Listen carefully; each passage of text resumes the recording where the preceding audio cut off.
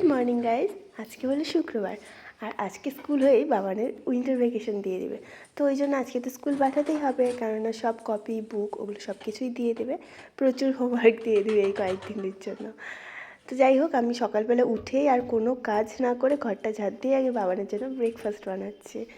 যেহেতু এখন ঠান্ডার দিন, খুব সকালবেলা কিন্তু উঠতে আমার একদমই ইচ্ছে করে না। বাবান উঠে পড়েছে, ওকে হচ্ছে ব্রাশ ধরিয়ে দিয়েছি, বললাম যে ব্রাশ করতে থাক, আমি তারপর মুখ ধুইয়ে দিচ্ছি। আর গরম জল ছাড়াতে এখন মুখই ধুতে চায় না বাবানের সঙ্গে সঙ্গে আমারও হয়ে যায়, আমি আর বাবান দুজনেই গরম জল দিয়ে মুখ ধুই। তো আমার ব্রাশ করা আগেই হয়ে গেছে। এইদিকে আমি বাবার জন্য চা করে নিলাম। বাবা উঠেছে কিছুক্ষণ আগে, মুখ টুক ধুয়ে ফ্রেশ হলো, বাইরে একটু হাঁটাহাঁটি করছিল। তো ডাকলাম বাবাকে, বাবা চলে এসেছে এখন ঘরে। আর এইদিকে আমি বাবানের জন্য একটু অরেঞ্জও দিয়ে দিয়েছি, ও অরেঞ্জ খেতে পছন্দ করে। তো বাবানকে তো রেডি করিয়ে পাঠিয়ে দিয়েছি বাবার সঙ্গে, ও স্কুলে চলে গেছে। এইদিকে আমরাও একটু রেডি হয়ে গেছিলাম বাজারে, মানে একটু ওষুধ নিয়ে আসতে। ওষুধও নিয়ে আসা হলো, আবার কিছু জিনিসপত্রও নিয়ে আসা হলো, মানে রান্নার জিনিসপত্র। তো এইদিকে আমি পুরি এনেছিলাম, পুরি খেয়ে নিয়েছি। বেশি করেই আনতে বলেছিলাম, বাবানের বাবা আবার বলছে ও পুরি খাবে না। তো আমি বললাম ঠিক আছে তাহলে দুটো নিয়ে নাও, আমি আর বাবা একটা একটা করে খাবো, আর রুটি তো বানাবোই। তো আমি খেয়ে নিলাম পুরি, আমার পেট ভরে গেছে জানো তো। তারপর কয়েকটা রুটি বানিয়েছি, খুব বেশি বানাইনি, বাবার আর ওর জন্য। বাবা তো এখনও আসেনি স্কুল থেকে, ওই জন্য ওকে আগে দিয়ে দিয়েছি, কেননা ও অফিস চলে যাবে এখন। তো তারপর আমি আবার, আমার তো খাওয়া হয়ে গেছে বললাম তোমাদের, আমি ওই যে ঘরটারগুলো গুছিয়ে নিচ্ছি। ওইদিকে বাবার ঘরটা বাবাই সকালবেলা গুছিয়ে নেয়, তবে ঘরটা আমি তো ঝাড় দিয়ে নিয়েছি, আমার ঘরটা সব ভালো করে গুছিয়ে নিলাম। আর এখন চলে এসেছি দেখো বাইরে, ভাত বসিয়ে এসেছি। এইদিকে একটা পেঁপে নিতে, বাবানের বাবা মাটন এনেছে, বলেছে যে মাটনের মধ্যে একটু পেঁপে দিও, তাহলে মাটনটা ভালো সেদ্ধ হবে। আর আমাদের এই পেঁপে গাছটা নষ্ট হয়ে গেছে, মাত্র দুটোই পেঁপে হয়েছে দেখেছো।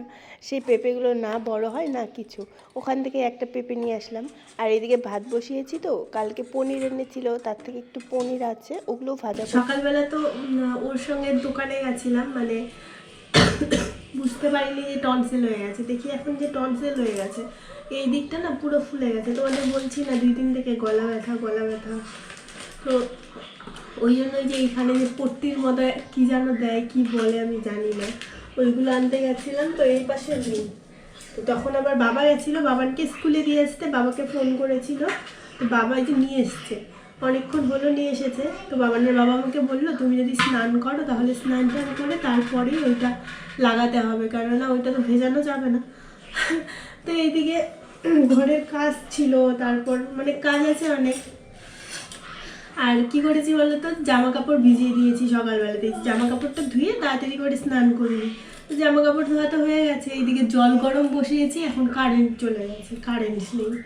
তো এটাই ভাবছি কি করব, গ্যাসেই জলটা গরম করব না, জল গরম ছাড়া তো স্নান করাই যাবে না। তো দেখি আর 8 ঘন্টার মতো ওয়েট করব, যদি কারেন্ট আসে তো আসলো, না আসলে গ্যাসেই একটু জল গরম করে নিতে হবে। সকালের খাওয়া বলতে ওই যে পুরি খেয়েছিলাম আমি, আর বাবানের বাবা আর বাবার জন্য রুটি বানিয়েছিলাম। কালকে রাতের আলু কষা ছিল, সেগুলো দিয়ে খেয়ে গেছে। বাবানের বাবা তো অফিস চলে গেছে, এখন বেজেও গেছে 11টা। আমি অলরেডি রান্না মানে শুধু ভাতই বসিয়েছি, মাংসটা ম্যারিনেট করে রাখলাম, যে তখন বাজারে গেলাম। বাবানের বাবা বলছিল মাটন নিয়ে আসবে, ইচ্ছা করছিল না, তবু আমি যেহেতু, তোমাদের তো বলা হয়নি আমি আজকে চলে যাব এখান থেকে, মানে বাড়িতে চলে যাব। বাবানের বাবা কিন্তু এখন যাচ্ছে না, বাবানের বাবা যাবে কিছুদিন পর, বাবার সঙ্গে আমরা সবাই আর কি চলে যাব। তো এই জন্য বাবানের বাবার একটু মন খারাপ, একা একা থাকবে এখন কয়েকটা দিন, একা একা সব কিছু করতে হবে, তো ওই জন্য ওর মনটা খারাপ। আমারও সত্যি ভালো লাগছে না ওকে রেখে যেতে। এখন তো বেশি একা একা যাওয়াই হয় না, একা একা তো কোনোবারও যাই না, কিন্তু অনেকদিন পর আবার আলাদা থাকবো, তো ওই জন্য একটু মন খারাপ আমারও লাগছে, বাবানের বাবারও লাগছে। কি আর করবে, কয়েকটাই তো দিন। তো আবার বলে দিয়েছে ঠান্ডা যেন একদমই না লাগে, এমনিতেই এত ঠান্ডা লাগে আমার, কোথার থেকে যে ঠান্ডা লাগে আমি সত্যি নিজেই বুঝতে পারি না। আমি তাই বলি সবসময় আমার এত ঠান্ডা কি করে লাগে, এটা তো আমিই জানি না। তো বলছে ট্রেনে একদম ঢেকে ঢুকে যাবে যেন ঠান্ডা না লাগে।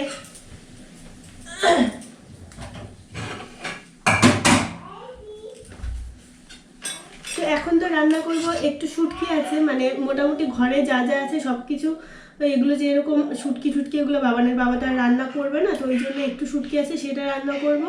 বাঁধাকপিটা ঘন্ট করব, বাবানের বাবা বাঁধাকপিও রান্না করবে না, কেননা বাঁধাকপি কাটতে পারে না, তো সেটা করবো। আর হচ্ছে মাটনটা রান্না করবো, আর কি নিয়ে যাব না নিয়ে যাব সেগুলো রাতে রান্না করবো। তো চলো বন্ধুরা, ব্লগটা দেখতে থাকো, আশা করছি আজকের ব্লগটা তোমাদের ভীষণই ভালো লাগবে। গুড ইভিনিং বন্ধুরা। তো এখন হচ্ছে 5টা বাজে। এই দেখো এই ঘরে এক পুত্র ঘুমিয়ে আছে, আরেক পুত্র ঘুমিয়ে আছে ওই ঘরে, দাঁড়াও নিয়ে যাই। তো এই ঘরে বাবা ঘুমিয়েছিল, বাবার সঙ্গেই বাবান ঘুমিয়েছে। এই যে বাবা তো উঠে বাইরে চলে গেছে, বাবান ওঠেনি। আমি সন্ধ্যা দিয়ে দিলাম, এখন হচ্ছে কিছু কাজ আছে তো সেগুলো করব। এইদিকে আমাদের ব্যাগপত্র সব গোছানো হয়ে গেছে, এটা তো বাবার ব্যাগ, ওইটা আমাদের, ওই ট্রলিটা আমাদের, আর হ্যান্ডব্যাগ হবে আরও একটা কি দুটো, টিফিন খাবার দাবারও তো নিতে হবে। আর এই দেখো এইটা লাগিয়েছি বিকেলবেলা, তোমাদের বললাম না তখন। তারপর হচ্ছে স্নান টান করলাম, রান্নার মাঝে স্নান করলাম, তারপর আবার রান্না করলাম। বাবানের বাবা অবশ্য একটু হেল্প করে দিয়েছে। তারপরে এইটা লাগানোর পর কতক্ষণ না কি জ্বালা করছিল আমার, কি আর বলবো, তখন ইচ্ছা করছিল খুলেই ফেলি।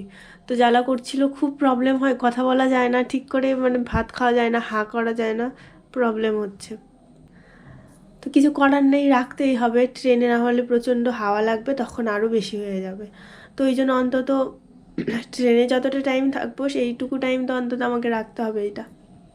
এইদিকে বাইরের থেকে এই যে জামা কাপড় নিয়ে এসে সব এখানে রেখেছি, এখান থেকে একবারে ভাঁজ ঠাজ করে সব নিয়ে রেখে দিব।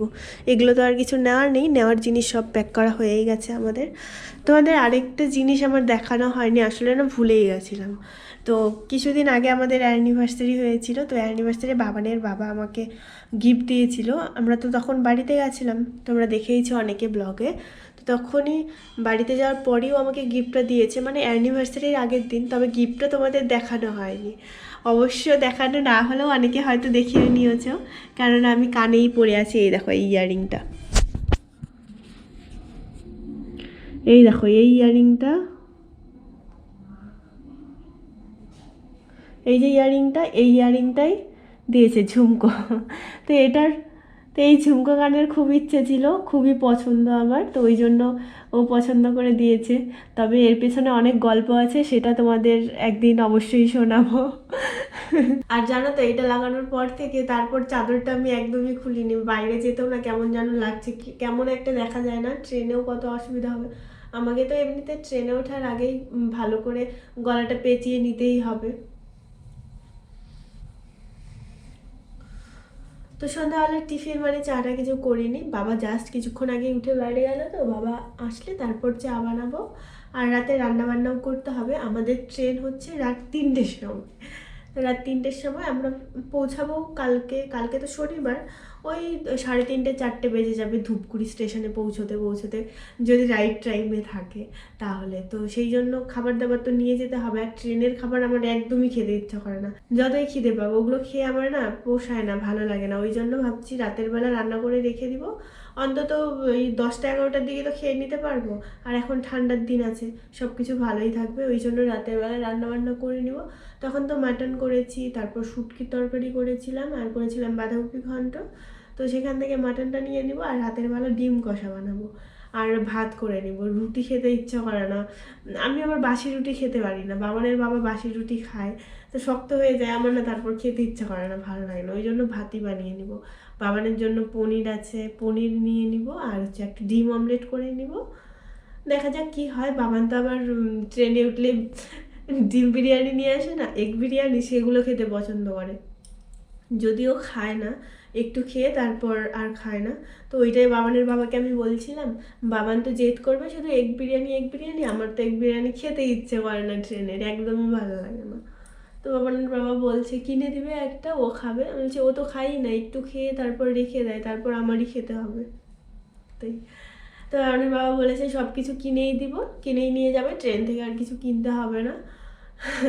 তাই আর কি, বাবানের বাবা তো এখন যাচ্ছে না, তোমাদের বলেওছিলাম আমি আগের ব্লগে।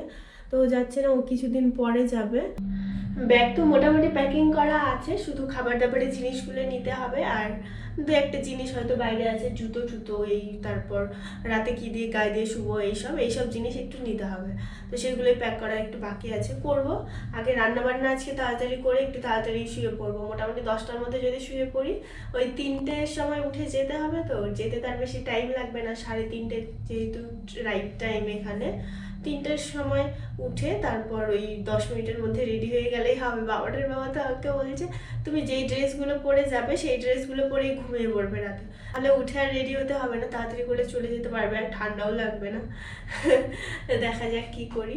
আর কালকে না বিকেলবেলা, মানে ব্যাগ তো আমি 2 দিন আগেই প্যাকিং করে রেখেছিলাম, তবে কালকে বিকেলবেলা কসমেটিক্সের জিনিসগুলো সব গোছগাছ করছিলাম, তখন হঠাৎ করে আমার মনে পড়লো, বাবাকে বলছি তুমি আমাকে একটাও নেল পালিশ কিনে দাও না, কিছুই কিনে দাও না, নেল পালিশ তো অন্তত কিনে দিতে পারো। তো বলছে কি আমি নেল পালিশ কিনে দিলে তোমার পছন্দ হবে না, এই জন্য কিনে দিই না। আমি বললাম তুমি কিনে দিয়েছিলে কোনোদিনও? পছন্দ হবে না, আমি আগে কিনে দাও, তারপর পছন্দ হবে কি না হবে সেটা তো পরের ব্যাপার। তারপর বলতে বলতেই আমি অনেকদিন আগেও একদিন বলেছিলাম, তবে ও এনে দেয়নি। তো বলছে কি আমি তোমাকে একদিন ক্রিম এনে দিয়েছিলাম, আমি মনেই করতে পারছি না ও কবে ক্রিম এনে দিয়েছে। আসলে আমি তো বেশিরভাগ জিনিস মার দোকান থেকেই নিয়ে আসি। তো এই জন্য বলছি কি তুমি যদি কাউকে এই কথাগুলো বলো, সে হাসবে যে তোমার হাজব্যান্ড তোমাকে এইটা কিনে দেয় না, যে কি বলবেই তো যে তাহলে তোমাকে কিনে দেয় না, তাহলে তুমি কোথার থেকে পাও? তখন তো তুমি বলবে যে মার দোকান থেকে পাও, তখন তো সবাই বলবে ও মার দোকান আছে এই জন্যই তো তোমাকে কিনে দেয় না। তো তারপর বলতে বলতে আজকেই দেখি অনেকগুলো নেল পালিশ আর একটা লিপস্টিক, তার সঙ্গে লিপস্টিকের কথা বলিনি, লিপস্টিক এনে হাজির। আমি বলছি কী জিনিসগুলো, আমি তো বুঝতে পারিনি ব্ল্যাক একটা প্লাস্টিকের ভেতরে ছিল। তো বলছি কি খোলো তো জিনিসটা কী আছে, এখন খুলে দেখি 4টা নেল পালিশ আর একটা লিপস্টিক। এতগুলো নেল পালিশ এনেছো তুমি, এখন আমার কত নেল পালিশ আছে, আর তুই এখন নেল পালিশ এনেছো। আর এই দেখো আনার সঙ্গে সঙ্গে আমি হাতে অলরেডি পরেও নিয়েছি। রাতের রান্নাটা তো একটু তাড়াতাড়ি করেই করে নিচ্ছি, তো একটু পকোড়া ছিল, সেগুলো পকোড়াগুলো ভেজে নিলাম, আর বাবারের জন্য একটা ডিম অমলেট করে রেখেছি। আর এখন ওই যে ডিমের ঝোল করবো একটু, মানে হালকা হালকা করে ঝোল করব।